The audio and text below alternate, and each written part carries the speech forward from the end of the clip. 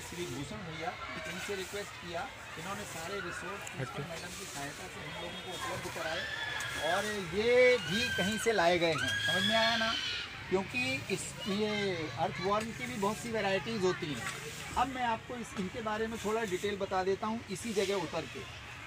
ये जो जगह हम लोगों ने बनाई है, यहाँ पर इस तरह के ये सारे अर्थवॉर्म्स डाले जाएंगे।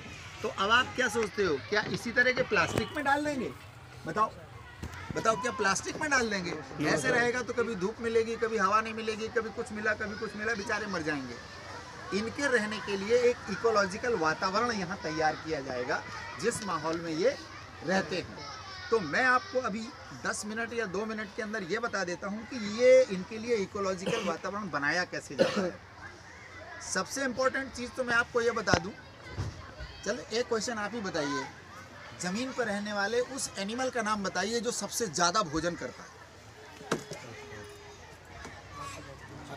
कौन बोला? अरे एकदम सही आंसर, हाथी, एलिफेंट। अरे तालियां तालियां, सबसे ज़्यादा भोजन करता है। एलिफेंट जो है सबसे ज़्यादा भोजन उसको चाहिए, क्योंकि शरीर से आकार से भी वो बहुत बड़ा होता है ना। मैं आपको एक चीज़ बता दूं बहुत नॉलेज की, कि जितना भोजन पत्तियों का, डालियों का और तमाम चीज़ों का एक एलिफेंट करता है, उतना भोजन एक अर्थवॉर्म या केंचुआ मिट्टी खा के करता है। गूगल करके देखिएगा, गूगल करके देखिएगा। अंडरस्टैंड? इसका मतलब ये हुआ कि इस जीव की ये खासियत है कि ये जितना खाता है उसको पचा के निकालता भी है। बात समझ गए कि नहीं? समझ गए ना? तो जब ये जो भोजन करेगा तो इसका मुख्य भोजन क्या होता है? मिट्टी। इसका मतलब है कि इस एनिमल का जो डाइजेशन है दुनिया में सारे जीवों से अच्छा होता है। क्यों? क्योंकि जो मिट्टी पचा गया वो सब पचा सकता है। जब ये मिट्टी छोड़ता है बाहर वेस्ट मटेरियल के रूप से, वो मिट्टी में वो सारे एलिमेंट्स होते हैं जो पूजा वगैरह मैम ने अभी बताए हैं, जो हमारे प्लांट्स को बहुत ज़रूरी होते हैं। तो बच्चों अब हम लोग आते हैं इस प्रोजेक्ट के ऊपर। इस प्रोजेक्ट में सबसे पहले जो ये हमने जगह तैयार की है, ये एक सर्कुलर फॉर्म में बनाया हुआ एरिया है। इसका डायामीटर करीब करीब होगा 2.5 मीटर, समझ में आया ना। और इसकी डेप्थ होगी कम से कम 3 फीट की।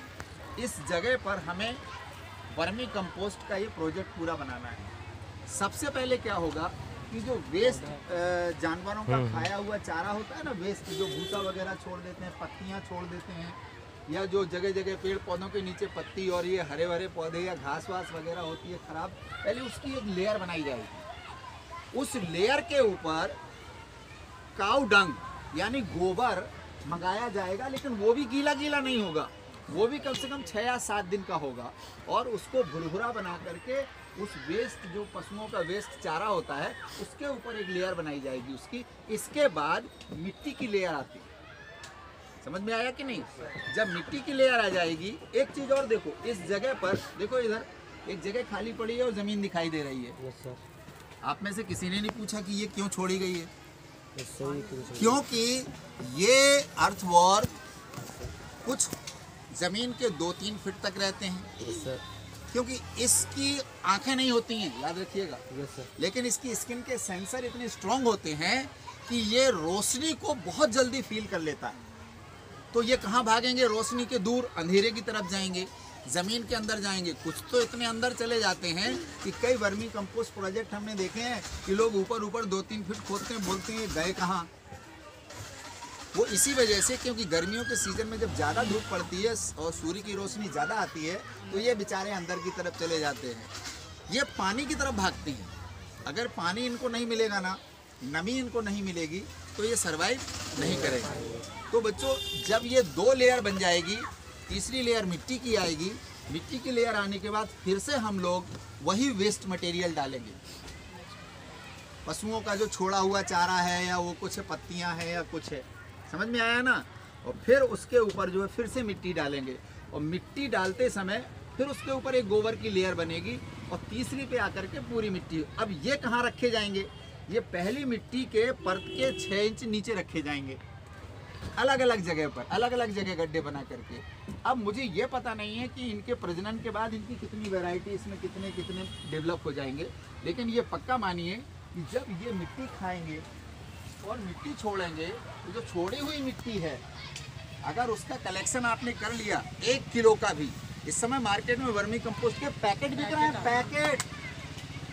बात समझ में आए कि नहीं?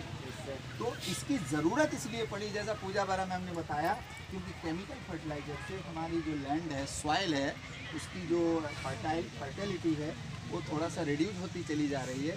इसलिए सारे लोग अब जैविक खेती की तरफ जा रहे हैं।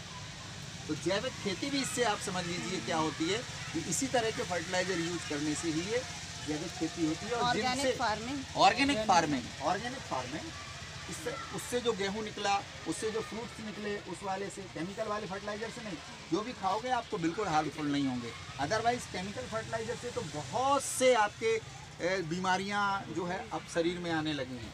तो ये जो प्रोजेक्ट प्रिंसिपल मैम ने इस तरह से तैयार कराया है, ये पौधों को तो फ़ायदा करेगा ही करेगा, हमारे विद्यालय और हमारे COD के पूरे जबलपुर के इन्वायरमेंट अफेक्ट करेगा।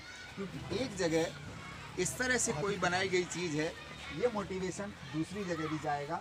आप लोग भी बच्चों जहाँ जहाँ जिस गार्डन में या जहाँ जिस एरिया में जाते हो या गांव कभी जाते हो, तो वहाँ पर भी किसानों को भी बताइए कि केमिकल फर्टिलाइज़र यूज़ ना करें, ये जो ऑर्गेनिक फार्मिंग की तरफ जाएं। जो भी प्रोडक्ट होगा वो प्रोडक्ट हमारे शरीर के लिए बहुत लाभदायक होगा।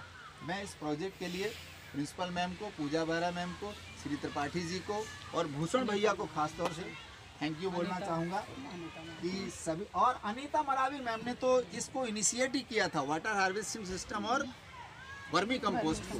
तो अनीता मरावी मैम को भी बहुत बहुत थैंक यू बोलना चाहूँगा। और हम लोग फुल कंट्रीब्यूशन के साथ इस तरह के प्रोजेक्ट में लगे हुए हैं। अब ये पहला है, इसके सक्सेसफुल होने के बाद हम लोग एक और प्लान कर रहे हैं विद्यालय के उस साइड में, वहाँ भी एक गार्डन डेवलप करना है। समझ में आया ना? तो ये प्रोजेक्ट आप सब लोगों की वजह से कंप्लीट हो पाया है। Thank you very much.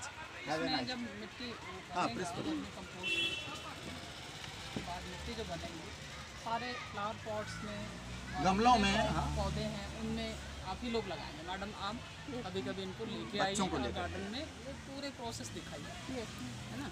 इसमें जो बनेंगे वो फिर उसको एक्चुअल में किसी पॉट में कोई पेड़ के पास उसकी जड़ों में उसमें मैडम ये ऑब्जर्वेशन भी कर सकते हैं। जैसे इन्होंने 10 पॉट में ये वाला मेन्यूर डाला, फर्टिलाइजर डाला, उस समय उसकी प्लांट की ग्रोथ का मेजरमेंट कर लें। अगर ये उस समय 10 सेंटीमीटर बढ़ा है, इस फर्टिलाइजर के बाद देखिएगा 7 दिन के अंदर डबल उसकी ग्रोथ होगी, ये गारंटी है। ऑब्जर्वेशन भी करिए उसको। अगर ये एक प्लांट में जैसे जो नॉर्मल होगा केमिकल वाला, उसकी ग्रोथ भी देख सकते हैं। हैं। हाँ, उसको भी देख सकते हैं। ये प्रोजेक्ट हो सकता है आप लोगों के लिए कि ये वर्मी कंपोस्ट से और केमिकल के कंपैरिजन में कितना प्लांट्स कैसे ग्रोथ करते हैं। Okay, thank you very much.